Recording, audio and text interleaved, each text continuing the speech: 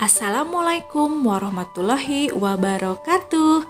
Halo anak hebat, belajar kembali dengan Bu Fuji ya. Ingatkah kalian tahap-tahap pertumbuhan dan perkembangan manusia? Nah, anak hebat, di video kali ini kita akan belajar tahap-tahap pertumbuhan dan perkembangan manusia.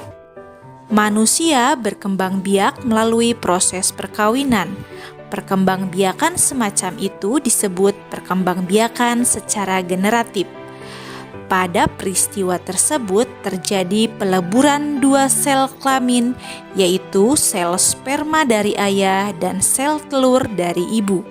Sel sperma dihasilkan oleh testis, sedangkan sel telur oleh ovarium. Proses peleburan dua sel kelamin yang demikian disebut pembuahan. Pembuahan terjadi di dalam tubuh ibu, tepatnya pada bagian saluran telur.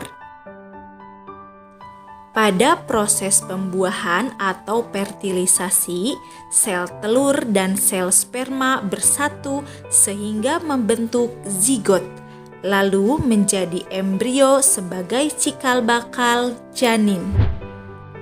Janin akan berkembang di dalam rahim ibu kurang lebih selama 9 bulan. Nah, anak hebat, proses pertumbuhan dan perkembangan manusia berlangsung dalam 2 tahap. Tahap pertama terjadi di dalam rahim ibu atau sebelum lahir, dan tahap kedua terjadi di luar rahim ibu atau setelah lahir. Apa saja tahap-tahap yang terjadi setelah lahir? Berikut ini tahap-tahap pertumbuhan dan perkembangan yang terjadi setelah manusia dilahirkan. Sebelum kita lanjut ke tahap-tahap pertumbuhan dan perkembangan pada manusia, Bu Guru ingatkan kembali ya, pertumbuhan itu ditandai dengan pertambahan berat badan dan tinggi badan. Sedangkan perkembangan pada manusia ditandai dengan perubahan kecakapan, kematangan fisik, emosi dan pikiran menuju kedewasaan. 1. Masa balita. Pada masa awal kelahiran, bayi mengalami pertumbuhan yang sangat cepat. Pertumbuhan berlangsung cepat selama beberapa tahun pertama. Pada usia sekitar 6 bulan, bayi akan mulai belajar duduk. Pada usia sekitar 9-12 bulan, bayi dapat merangkak dan berdiri sendiri dengan atau tanpa bantuan. Pada usia sekitar 18 bulan, bayi sudah dapat berjalan tanpa dibantu, memanjat menggunakan tangan, dan mengetahui sedikitnya 6 kata. Pertumbuhan bayi akan terus berjalan hingga usia 5 tahun untuk terus memaksimalkan fungsi organ-organ tubuh. Tahap yang kedua yaitu masa anak-anak. Setelah mencapai usia 5 tahun, pertumbuhan manusia terus berlanjut. Pertumbuhan manusia pada usia 5 tahun hingga 10 tahun dikenal sebagai masa anak-anak. Pada masa balita tumbuh gigi susu.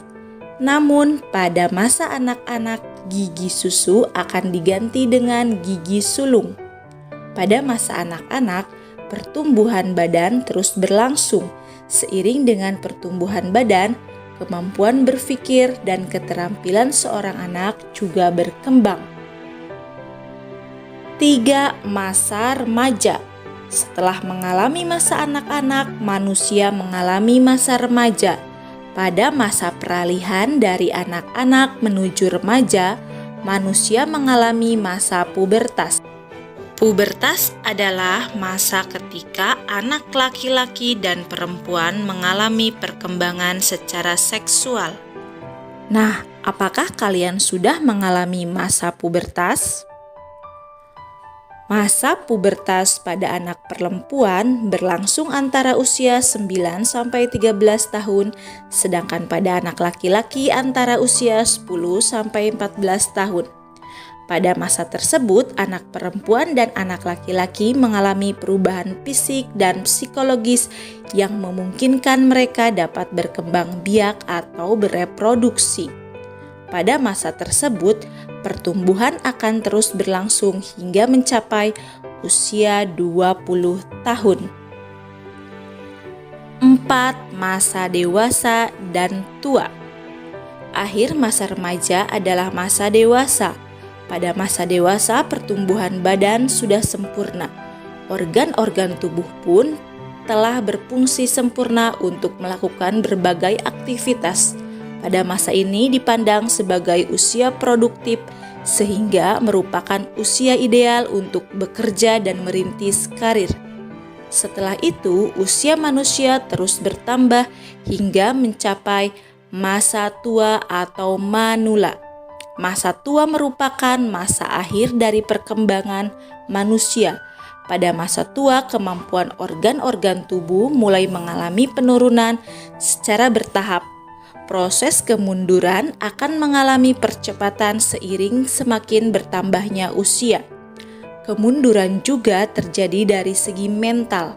Ciri-ciri kemunduran yang dialami manusia pada masa tua adalah kekuatan tubuh melemah, kulit mengeriput, daya tahan tubuh menurun, kemampuan mata melemah, dan daya ingat menurun.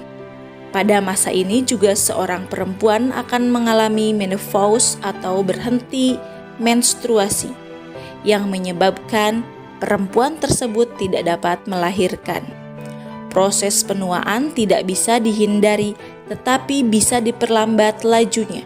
Untuk itu, kesehatan tubuh perlu dijaga dengan berbagai cara, misalnya berolahraga secara teratur, serta mengkonsumsi makanan yang sehat dan bergizi.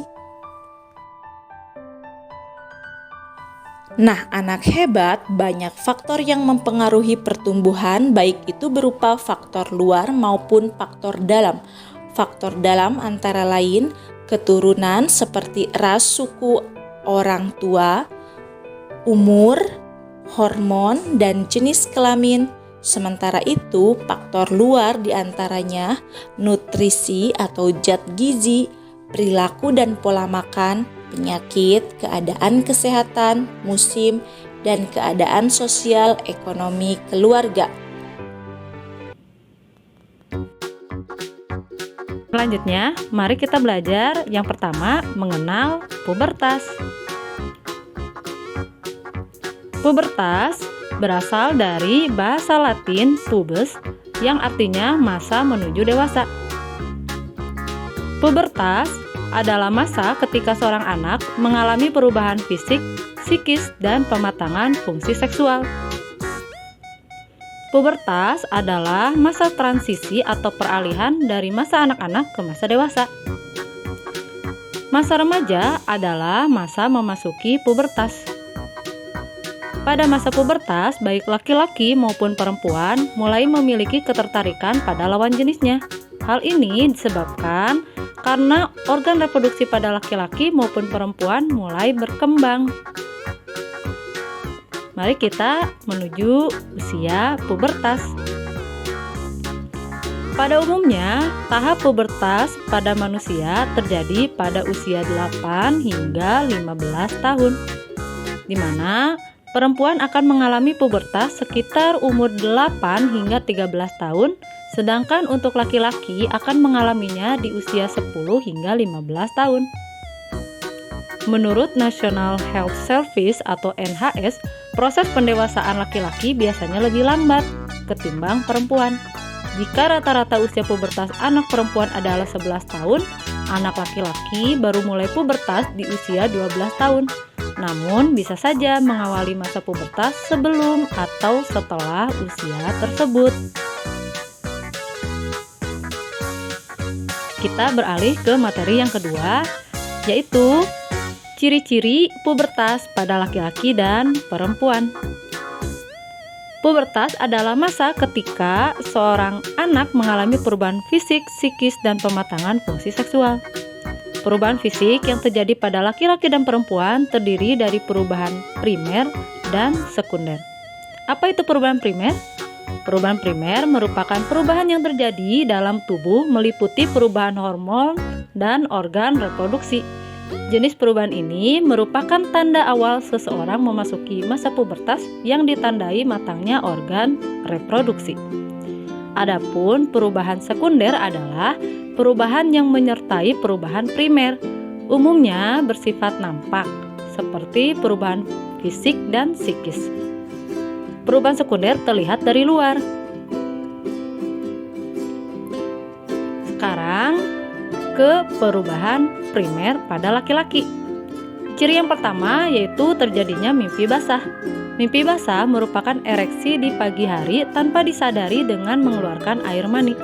Mimpi basah menandakan bahwa sel sperma sudah mulai diproduksi dan telah berfungsi.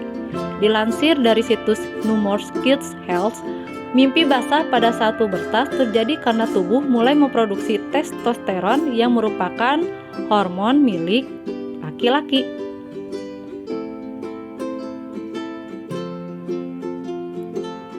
Kita menuju perubahan sekunder pada laki-laki. Berikut adalah ciri-ciri perubahan sekunder pada laki-laki. Yang pertama, tumbuh kumis dan jenggot pada wajah, jakun mulai tampak membesar, suara lebih berat dan besar, tumbuh rambut di beberapa area tubuh, bahu semakin bidang dan lebar, muncul jerawat pada wajah, tubuh bertambah tinggi dan besar, otot tubuh mulai terbentuk, tulang-tulang wajah mulai memanjang dan membesar, biasanya kulit dan rambut akan lebih berminyak. Kita menuju perubahan primer pada perempuan. Ciri yang pertama yaitu terjadinya menstruasi atau haid. Perempuan yang sudah mengalami masa pubertas akan menghasilkan sebuah sel telur atau ovum setiap bulannya. Jika ada proses pembuahan saat sel telur matang, maka akan terjadi kehamilan sehingga tidak akan menstruasi.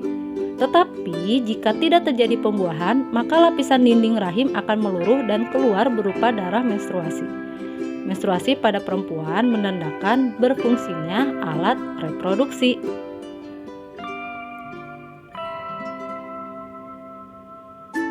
Dan ciri yang kedua perubahan primer pada perempuan yaitu diproduksinya hormon reproduksi. Tubuh menghasilkan hormon reproduksi seperti hormon estrogen dan hormon progesteron yang penting untuk mendukung perubahan fisik dan perkembangan organ reproduksi wanita. Hormon ini juga berfungsi untuk mengatur siklus haid atau menstruasi dan menjaga masa kehamilan.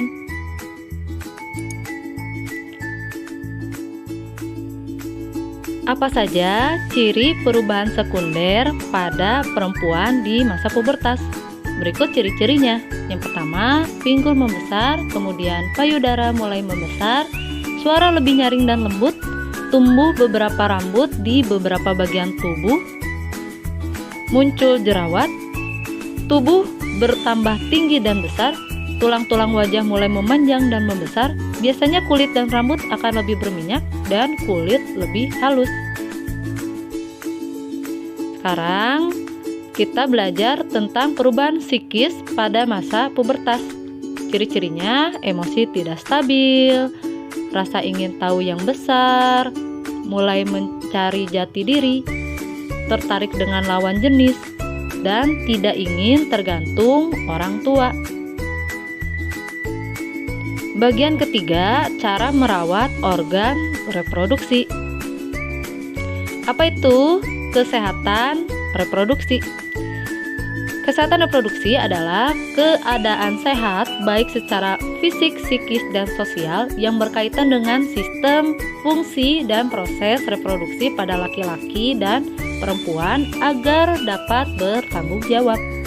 Berikut cara merawat organ reproduksi. Yang pertama, pakaian dalam dan celana dalam diganti minimal 2 kali sehari. Kemudian menggunakan CD berbahan menyerap keringat. Kemudian memakai handuk yang bersih, kering, tidak lembab, dan bau. Bagi perempuan, setelah buang air kecil, cara membersihkannya adalah dari arah depan ke belakang agar kuman dari anus tidak ikut ke organ reproduksi. Saat menstruasi, gantilah pembalut secara teratur 4-6 jam sekali untuk mencegah infeksi bakteri dari darah menstruasi. Dan untuk laki-laki dianjurkan untuk disunat atau hitan agar terhindar dari kanker penis atau kanker leher rahim pada istrinya. Selanjutnya, yang keempat, cara menyikapi masa pubertas. Apa saja yang harus kita siapkan dalam menjaga diri pada masa pubertas? Berikut beberapa hal yang harus kita siapkan dalam menjaga diri pada masa pubertas. Yang pertama, jalinlah komunikasi yang lebih erat dengan ayah dan ibu, karena remaja pubertas akan mengalami emosi yang tidak stabil. Maksudnya, ketika remaja kita terkadang mudah marah atau mudah emosi, tapi bisa jadi bukan salah orang tua kita. Nah, makanya harus dikomunikasikan dengan baik agar tidak ada salah paham. Yang kedua, jika ada masalah, ceritakan pada orang tua. Komunikasi antar orang tua dan anak yang baik dapat mempererat hubungan antara orang tua dan anak, sehingga orang tua pun dapat terbantu dalam memahami setiap perkembangan anak-anaknya. Karena tentu perkembangan kita kan pasti berbeda-beda dengan teman kita. Yang ketiga, pilihlah bacaan dan tontonan yang sesuai dengan umur kita. Keempat, jagalah kebersihan diri agar tidak ada masalah seperti bau badan dan jerawat. Menjaga kebersihan diri itu penting karena kita memiliki banyak teman dan interaksi juga dalam tiap hari. Selanjutnya, dalam pergaulan kita harus tahu area mana yang boleh disentuh orang lain dan mana yang harus dijaga. Jadi berani untuk bilang tidak ya. Selanjutnya adalah pilihlah lingkungan pertemanan atau pergaulan yang baik. Jangan takut menolak ajakan teman jika ajakan tersebut adalah ajakan berbuat keburukan. Ingat, masa depan kalian ditentukan juga dari lingkungan pertemanan kalian juga. Dan yang terakhir, bermedia sosial atau bermedsos secara sehat dan bijak. Contohnya, tidak memposting, menggugah foto, mengupdate status yang mengandung unsur sara. Sara ini singkatan dari suku, agama, ras, dan antar golongan. Dan waspada terhadap berita bohong atau hoax sehingga terhindar dari masalah hukum di kemudian hari.